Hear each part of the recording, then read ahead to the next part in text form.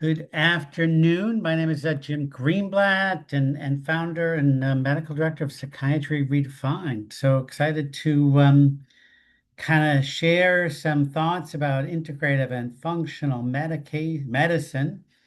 And this afternoon I have two fellows who graduated. I'll also share some thoughts with you. But this is our season. This is when we share information for our general fellowship that starts in early July and our pediatric fellowship the end of July. These are year-long training programs in integrative and functional medicine. And myself and Annie and Terrance will go through that program with you towards the end and be able to answer questions. But this is I think the email, the future of psychiatry is personalized, and it's certainly nice to know after 30 years of yelling, screaming, and kicking about this one concept. Now, I don't think any of us can get an email without the words personalized medicine on it. So times have changed, and part of our goal in Psychiatry Redefined is to make this information clinically relevant. So for many years, if you know my work or don't know my work, I had to use the words integrative and functional in every slide and every book and every talk, because functional medicine, people started hearing about it. Integrative medicine, people heard about it, but nothing captured what I did for a living, which is what we teach is functional psychiatry. And the model is pretty simple. It's common sense. Everything we do, whether it's ECT, TMS, psychedelics, is going to work better if we optimize brain function. And functional psychiatry, like functional medicine, looks at root cause, but different than functional medicine, we focus on mental health and mental illness. That's our training. That's what we do. And too many functional medicine clinicians don't understand our patients with depression, anxiety, bipolar disorder. So this is the model. We look at as much as we can in our assessments. We still use medicines. We still recommend therapy, lifestyle, genetics, but we incorporate that into our training. And, by way of an introduction, part of our kind of mission is to reframe that we're not just talking about epidemic of numbers, whether it's addiction or suicide risk. I think we are talking and trying to teach that the mental health care model is what needs help, right? Depression, suicide rates continue to go up as we have more meds, more hotlines, more screenings. There's progress, but it's just too slow and it's not working. And nobody can tell me our choice of medications are not educated guesses. This is our fast food polypharmacy. I've been teaching residents for 30 years. I always ask them, why did you choose that antidepressant or that antipsychotic? Because they come from different programs and they all have different favorites. And everyone has a reason. Most of it from the drug, label, or what the drug rep said, not a lot of it based on science. But again, I'm a psychopharmacologist. My career is helping kids and adults better utilize medication. But we can go way beyond educating guessing. And every other area of medicine, this poor guy has a very bad sore throat. We do objective tests, right? Is it COVID? Is it strep? Is it cancer of the tongue? Whatever it might be, our modern medical in every other specialty, we measure that physiology with objective tests, right? And then there's a different treatment for strep versus COVID versus anything else. And think of knee pain or chest pain or headaches. I mean, the list is endless, what we bring our kids to the doctors for. And in no other specialty would we want our physician, our nurse practitioner, our clinician to look across from our loved one without any testing, without any examination, and say, oh, we're going to try this. And how much of psychiatry is based on that model? Let's try. These are what patients continue to share me. Let's try. Let's try Prozac. Doesn't work. Let's try Abilify. Let's try this. We're trying. And our model is symptomatic. If you're sad, you get an anti-sad pill. We call them antidepressants. No objective testing. And that's what we're trying to change. Some of it's simple, like understanding B12 deficiency. Some of it's a little more complicated as we look at genes and gut dysbiosis and infections and toxins. But we all learn this in school, right? What contributes to depression? Iron deficiency anemia, low thyroid, low B12. But how many clinicians are checking for that when that depressed patient walks in the office? So I make the distinction between functional integrative medicine, and as I said, we've combined and used the term functional psychiatry. Integrative medicine has made its way into every academic medical center. We can talk about mindfulness and spirituality, and we have lifestyle fellowships, and that's great. And that does help. But too many of our patients, it's not sufficient or the best place to start. So functional medicine digs deeper, looks at root cause, looks at genetic vulnerability, looks at biochemistry, looks at nutritional deficiencies, looks at hormones, looks at dysbiosis. The list is long, but we need both. So I'm just going to share one case, and then I'll tell you a little bit about the fellowship, and then we'll have our guests, Annie and Terrance, tell you about some cases and the fellowship. So this was a gentleman, Larry, I remember well because I know the family now, depressed since college, and not better, and couldn't come off the medication. So they kept adding medications. He spent 10 plus years, many multiple medication trials, strong family history. Larry was on every diet, paleo, keto. He was vegan for a while. He had the funds to be kind of a professional patient. And he went to every doctor, experts on both coasts, Boston and California, for depression. And then he went to every integrative and functional doctor, East Coast, West Coast. And he still struggled. And when we saw him, this was a partial list of the supplements he was taking, because in the world of integrative medicine, our community of docs are just adding supplements like medications. And very honest, this was only a partial list of supplements he was taking, which just didn't fit, on the slide. So he read about one that he should take, or one doctor told him to take one. This is all in a failed attempt of trying to get off these medicines.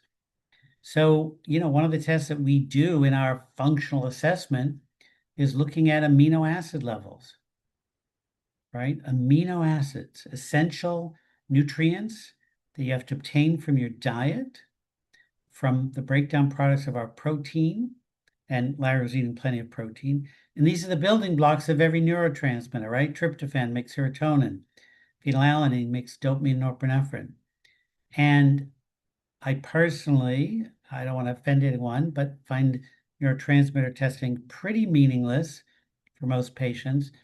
But precursor amino acid therapy is incredibly helpful, because I know this gentleman does not have adequate amino acids, tryptophan, phenylalanine in particular, to make these neurotransmitters. So this one test, by providing him the essential amino acids and better digestive enzymes to break down these proteins that he was eating, was the first step on his path to complete recovery. And that's our functional psychiatry model. And the punchline, and I think many of you can appreciate, is the patients we're seeing have profound genetic vulnerability, right? Two individuals, the same environment, some are going to get depressed, anxious, or develop bipolar illness. And a functional medicine, a functional psychiatry approach, just kind of takes that genetic vulnerability and that environmental stress, whether it's ultra processed foods or trauma, and just kind of switches it to this dance of health.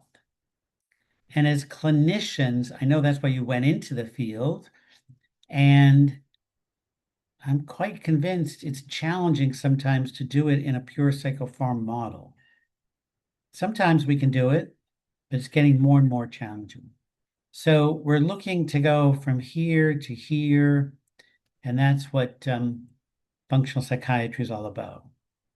So a lot of our work is looking at nutritional deficiencies and filling in those holes, whether it's vitamin D, B12, or amino acids.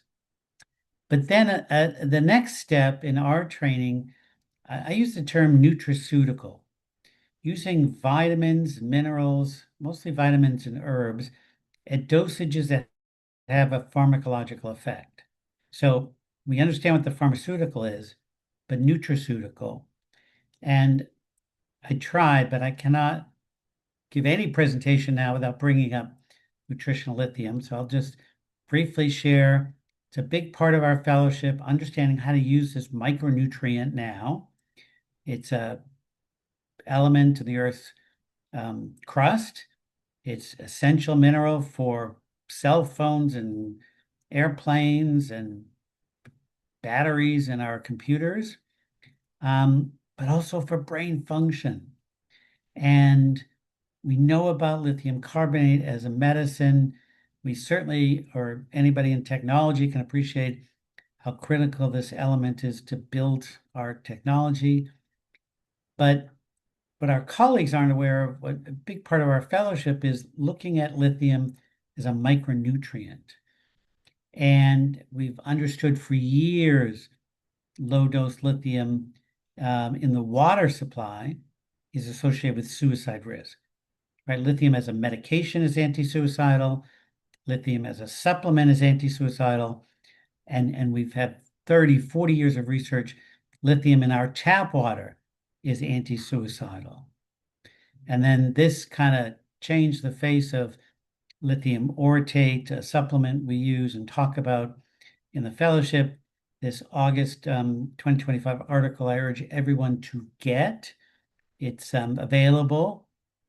And it just described how brains of Alzheimer's patient had low lithium. They looked at 50 different elements.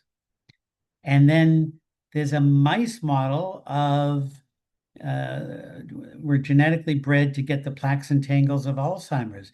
So they were able to demonstrate that lithium orotate, the nutritional supplement that's a core part of our fellowship that we teach how to use, actually prevents and reverses the pathology in Alzheimer's.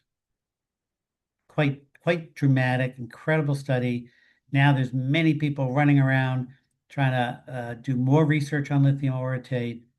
Again, integrative clinicians have been using it for 30. I actually first started reading about it 40 years ago, lithium orotate. And this is our world of where we use lithium orotate for symptoms like irritability, impulsivity, and mood lability.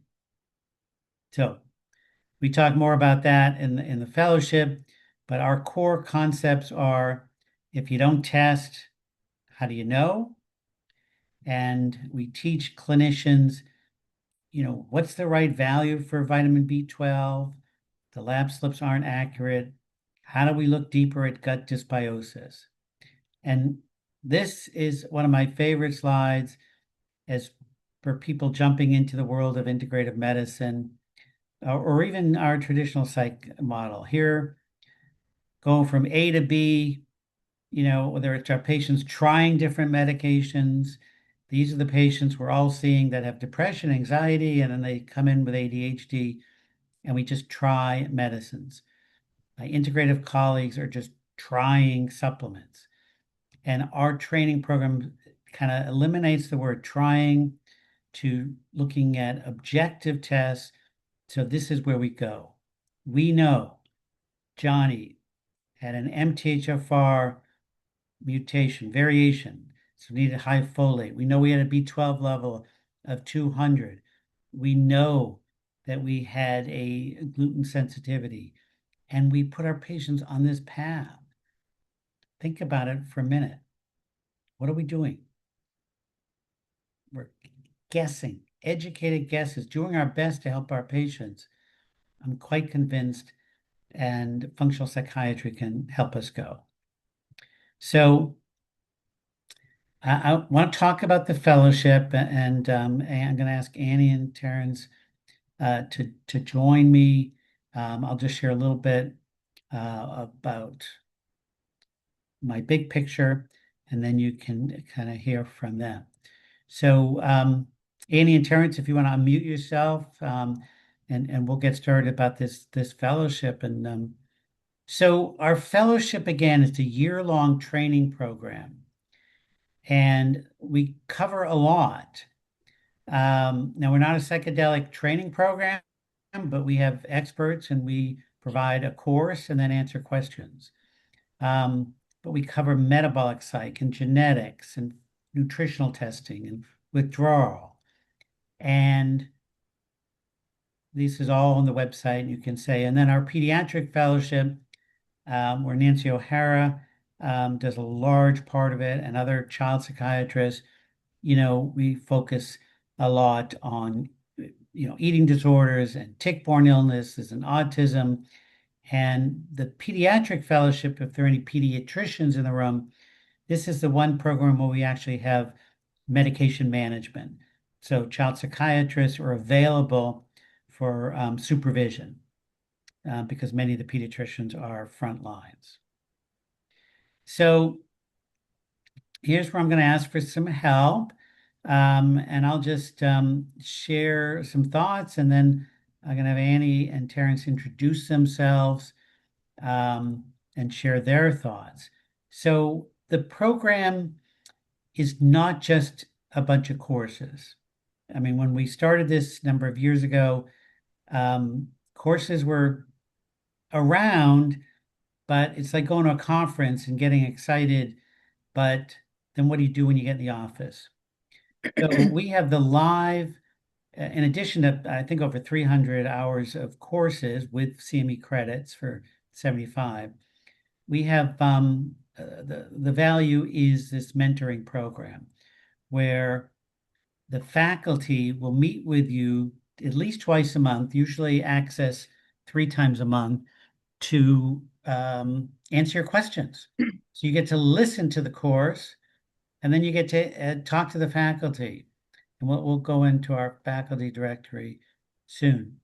So then you have 300 hours, and then you're kind of listed in the referral directory. So I'll just, Annie, if you want to go first and just share some thoughts, give your background, and then maybe just discuss these 3 things, and then we'll go to the next slide, which has bigger pieces of the fellowship. Hi. So I met Dr. Greenblatt at IMMH, and at that time I'd been in private practice for 20 years. And when he talked about the fellowship, it just really spoke to me because I had many patients on multiple psychotropic meds, and they just were not doing well. And so I was so excited about a different approach, a different path. And so I jumped right in, and then the pandemic hit, and it was just an opportunity to offer integrative testing for patients that wanted to do that, to do it for friends and family. And it was just amazing. I was able to get patients off of some of their psychotropic meds, some of them off all of them. Having patients come in, young patients, and being able to treat anxiety and psychosis, and they would not leave me on 5 different medications. So it was really great. And I just felt like Dr. Greenblatt is so generous with his sessions and time, and the other faculty.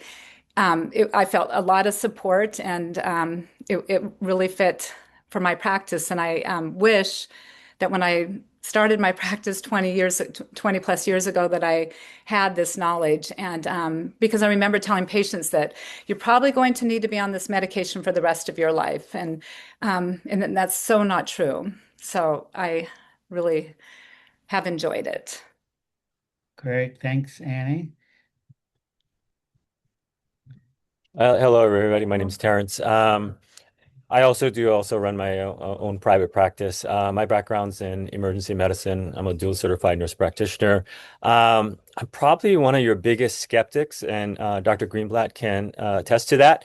And if you're like me, I encourage you to take the program because it's good to be skeptical. You want to have that like, hey, is this really true? Does it really work? I came in with that attitude, saying, um, I'm not sure, but I got to do something different. Same thing with Annie struggled for 2 decades is, I opened my practice pretty quickly and I wasn't getting the results I wanted. I'm like, no, 40% get better, 60% is the same. I go, this it? There's got to be something more. And so when I sat in there, I'm pretty perturbed, with my own practice and I'm listening to, I was like, can this really work? And if you have that inquisitive mind, this is the course for you because it's going to challenge you to look at things differently. Oh, wait, the way we're doing psychiatry is going to change, whether you like it or not, the way we practice, the way we look at biochemistry and how it affects the mind, how everything is related.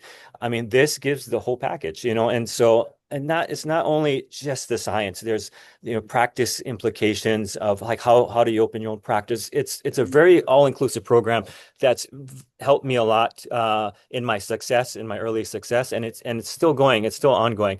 So, like I highly recommend take a shot at it. I mean, like I said, for me personally, the journey has been amazing. I've turned around a lot of people that didn't need. Pardon me, I forgot to silence my phone. Kidding. Sorry about that.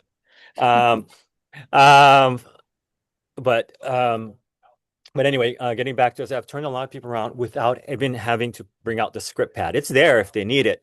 But I mean, something as low as a low vitamin D, turning around where they're not depressed anymore and said, that's it. It's interesting. I live in Southern California and we have a ton of patients, the lowest vitamin D is I've ever seen in my life. And I was like, wow, we just haven't been looking for that. And we've turned tons of people around and said, that was it. That was it. And I mean, it gets much more complicated that, and you build as you go through the course and you start adding more things and you got all these tools that we've never had, we're not guessing anymore. There's genetic tests and you can see, what's going on with them genetically. And you start explaining to that, how liberating it is for a patient to know, hey, I'm not messed up. It's part of my genetics. Hey, I'll get, I don't know if I talked about L-methylfolate, but, giving them some L-methylfolate, turning them around is quite amazing. It's quite something really, really impressive to see. So from the biggest skeptic to the biggest believer, I think that's kind of where I'm at now. And there's so much more. I mean, I have so much to say. Tapering is another one. I have a very complicated patient who I've been tapering off benzos, who's end up with what they used to call pause, but it's bind now. And she went to all the traditional psychiatrists and couldn't figure out what's going on.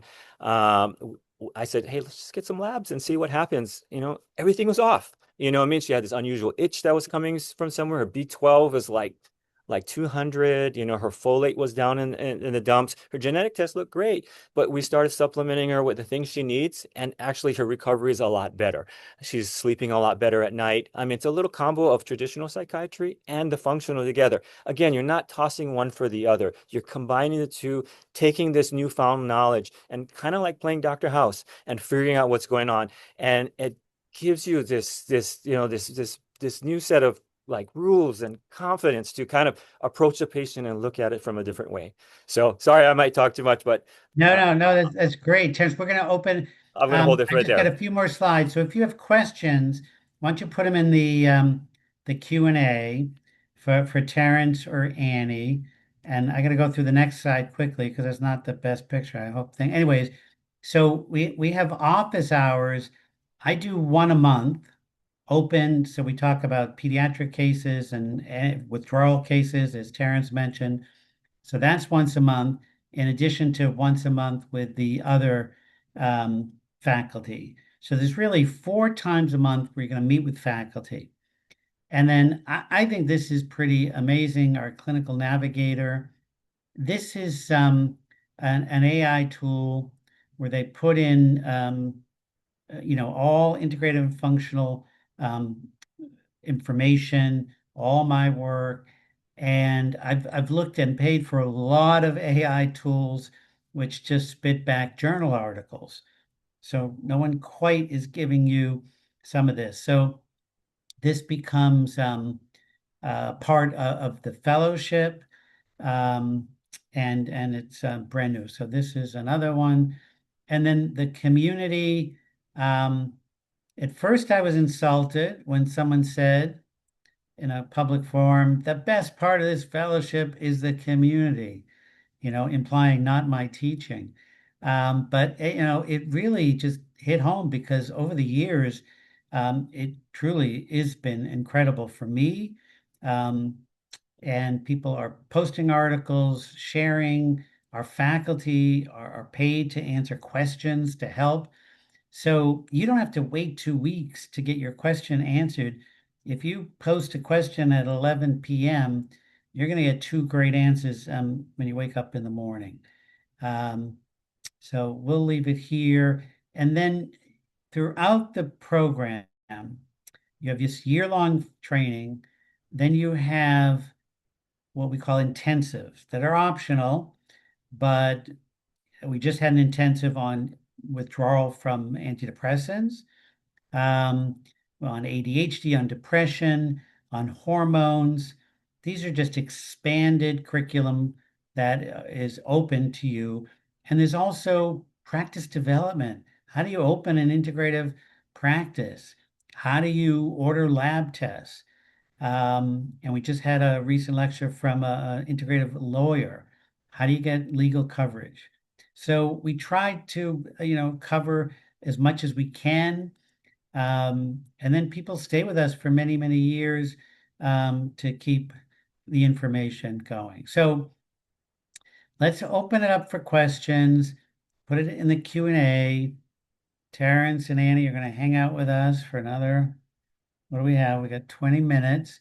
And if you have questions about the fellowship, Terrance and Annie are both nurse practitioners.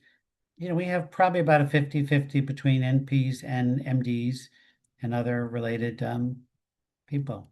And then here's I get to plug my new book on a functional approach to depression.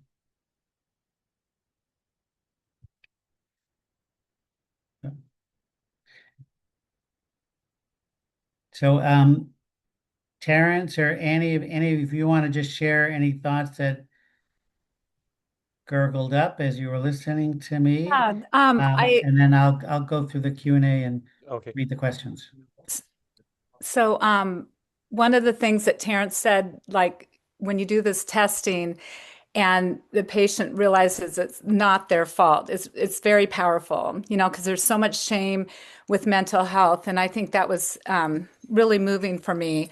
And somebody asked in the Q&A if insurance covers the testing that we learn to do, and most of it insurance does not cover, but general lab tests like vitamin D, B12, and general labs, we can't get insurance to cover that, and you can do a lot just with that information. So that's doing a lot more than you would have without testing anything. So, and then you learn from each patient that you test. So there's a learning curve there, and a lot of the fellows take care of Medicaid patients, and you can do some genetic testing, and Medicaid will cover that. So there's workarounds, but it is expensive, but it's an opportunity to help some people, a lot of people. Right. So it's hard to answer from the chat, so put it in the Q&A. And Terrance, anything else you want to share before I start going through the Q&A? Let's go through the Q&A. Okay, so I like to answer the questions. yeah. No, if a client is paying out of pocket, what's kind of the average cost of the labs that you might use? Do you have any idea? For me, so like I'll go through certain lab companies like DHA, and you'll learn that through the fellowship. Different lab companies will come and present what they have. So, and we'll bring out the pricing, and the way I dictate the labs is what I think is most important for them. So we kind of talk through it and kind of lay it out there. Some of it's pretty pricey. Some of them can afford the full package. Some of them will have to piecemeal it. Some of them will never be able to get the test. So at the point of you do the best you can with it. And as Annie said, sometimes it's just getting, your basic micronutrients, huge change there, right? If nothing's there, then you move on. I mean, if they have Medicare, you can get a genetic test there. But I said every bit of information you can get is just a step forward in figuring out what's going on with them. Right. So one question is for the combined fellowship, the general and pediatric. It is also 1 year, but you'll have access to the material for longer. But each program runs for 12 months. Master's level clinicians are absolutely appropriate. I mean, if you're master's of social work, I would say it's probably not the best program unless you have a personal interest and in nutrition and functional medicine. So I would say, less than 10% of our program has been therapists, but those that have participated are interested and skilled in nutrition and want to learn more, either because they've been through it with a family member or they're just have a science background. But certainly, masters in nutrition have been people that functional nutritionists or people that kind of work in the mental health space would benefit. So if you want to reach Annie and Terrance directly, I think once you set up a call with one of our educators and they can kind of connect you if appropriate. And how do we get more providers who oversee the practice but not on the site? Well, I guess it's education and information. And again, our fellowship is the most comprehensive program. And we also have, webinars. Please go to the list of webinars that are coming up. They're pretty amazing in terms of content. And so as we educate clinicians, they'll get excited, they'll see the difference, and want to learn more. Any other questions about the content of the fellowship or the content that we discussed?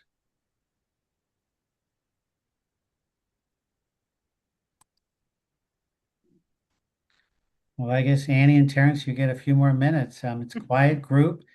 If you have any other parting thoughts, I guess Well, Gladys raised her hand, but if you could put your question in the chat, I'm not sure. Let's see if we can allow to talk. Gladys, maybe you can talk if you unmute yourself.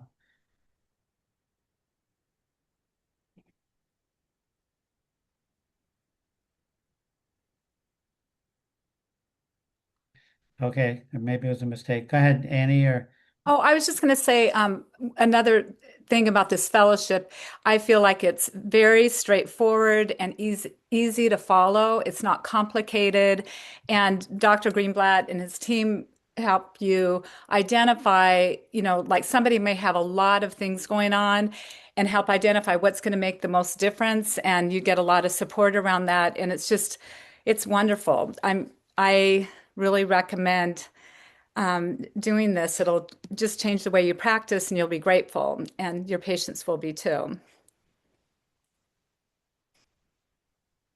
Sorry, I'm scrolling through the webinar chat. So there's a couple of questions for you, Dr. Greenblatt. There's a Nancy Ochito.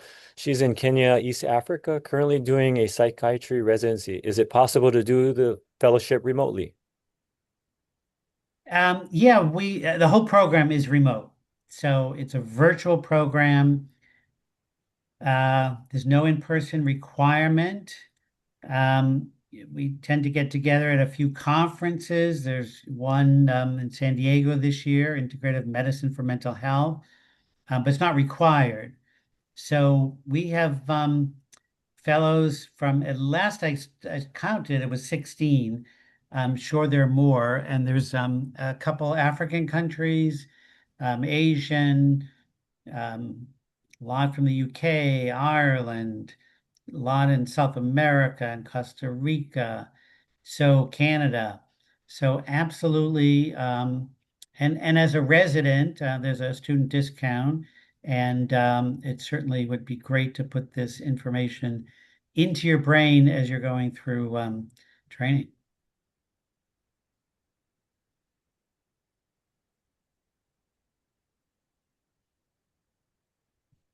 Well, I think the punchline Mm. and is if you're interested in learning more, just schedule a call with Cindy and Leela. They're available, no cost, no time commitment other than the time you want to put in to see if any of these programs are correct and right for you. I think it's been fun for me to watch over these 30 years now. Everything we're talking about is mainstream. The APA, you know, last year, the whole theme was lifestyle, and there was nutritional psych and in many, many programs. And so the world of psychiatry is changing. And I just urge everyone to think about a path to get some of this information. So we can end. I'll just, any final words you want to share, Annie, and then Terrance, and then we'll call it a day. Reach Go out to ahead, Annie. Cindy. Oh, go ahead, Terrance. No, I said go. Yeah, I was just saying go ahead, Annie. Sorry. Just, reach out to Cindy and make a call. And if anybody wants to talk to a nurse practitioner after that to ask specific questions, Terrance and I are available. Great. Yeah. Go ahead, Terrance. And Any for brilliant me, parting thoughts? I don't know if it's brilliant, but I said, look, you can go and take this and go back to doing what you're doing and hoping things will change, but it won't. Trust me, I've been there. So, like I said, uh, think hard about it.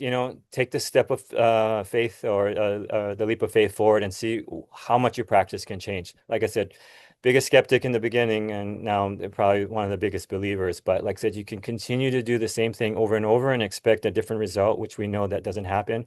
Or you can go and explore what's out there, what's changing, be at the forefront, provide just some meaningful changes in people's lives. So I just encourage you to at least inquire, give it a shot, look into it. And like I said, I'm always here to answer questions if you need it. Thank you. Great. Thank you, Annie and Terrance, and thanks everyone for taking some time. We're available. Please look at the webinars that are coming up. It's an incredible amount of free information with, excellent speakers. I promise you'll learn something and hopefully get more excited about functional psychiatry. So thanks and have a great day.